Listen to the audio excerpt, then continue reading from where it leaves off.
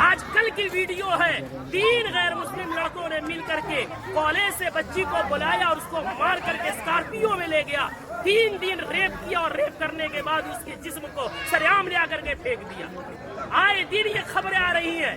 میں پوچھنا چاہتا ہوں اس کے پیچھے کے ذمہ دار معاشرے کے ہمارے اور آپ جیسے بے غیرت لوگ نہیں ہیں جو شادیوں میں ناچ گانوں میں پیسوں میں آگ لگا رہے اور آگ لگا کر کے شادیوں کو اتنا مشکل بنا دیا کہ وقت میں شادیاں نہیں ہو رہی ہے، جس کی وجہ سے ہماری بیٹیاں جذبات ان میں بھی ہے، جذبات کی رو میں بہ کر کے ایجوکیشن والی بچیاں غیروں کے گود میں کھیل نہیں رہی ہے بلکہ ٹیشو پیپر بنا کر کے انہیں استعمال کر کے گلی کوچوں میں پھینک نہیں دیا جا رہا ہے بلکہ ان کے چیتھڑے اڑائے جا رہے ہیں۔ اتنے ادب و احترام کے ساتھ بار بار اصرار کرنے کے بعد جھک کر کے باپ کہہ کر کے بھائی کہہ کر کے ایمان کا حوالہ دے کر اسلام کا حوالہ دے کر پوری سوسائٹی کے عہد و پیمان کا حوالہ دے کر کے کہا گیا، لیکن پھر کیوں نہیں مانے؟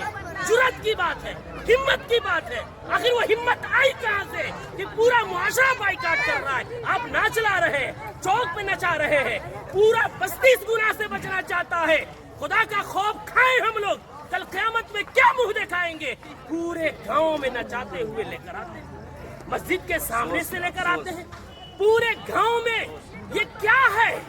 اس کو ضد نہیں کہتے ہیں تو اور کیا کہتے ہیں؟ اس کو ہٹ دھرمی نہیں کہتے ہیں تو کیا کہتے ہیں؟ کون ہے وہ مولوی، کون ہے وہ عالم دین جس نے قرآن اور حدیث پڑھا ہے اور اتنی سختی سے منع کرنے کے بعد اس مجلس میں اس شادی میں ناچ گانا ہو اور وہ نکاح پڑھائے، اس کا قرآن اور حدیث اجازت دیتا ہے؟ میں تو احترام کرتا ہوں کہ انہوں نے پہلے ہی جو ہم سے محبت اور شفقت کے ساتھ اقرار کیا ہے۔ کون ہے ایسا جو جس مجلس میں ناچ ہو رہا ہو، جس اسٹیج میں ویشیوں کا دھندا چل رہا ہو، جس اسٹیج میں کھڑا ہو کر کے بہنوں کے پاؤں میں گھنگرو باندھا جا رہا ہو، ان کے سروں سے دوپٹے کھینچے جا رہے ہو، جس نکاح جو عبادت ہے اس عبادت کے اندر معاشرے کے لنگے اور لفنگے اور لونڈے عورتوں کے پیچھے تالیاں بجا رہے ہو، وہ نکاح میں کس مولوی کا علم اجازت دے گا نکاح پڑھانے کا؟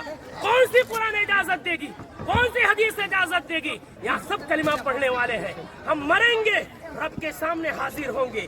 دنیا کی بات چھوڑے، ہمیں یہ خوف کیوں نہیں آتا کہ نکاح ایک عبادت ہے، نماز بھی عبادت ہے، نماز میں اگر کوئی گانا بجائے نماز کا مذاق ہے، نکاح میں کوئی گانا بجائے وہ نکاح کا مذاق نہیں تو کیا ہے؟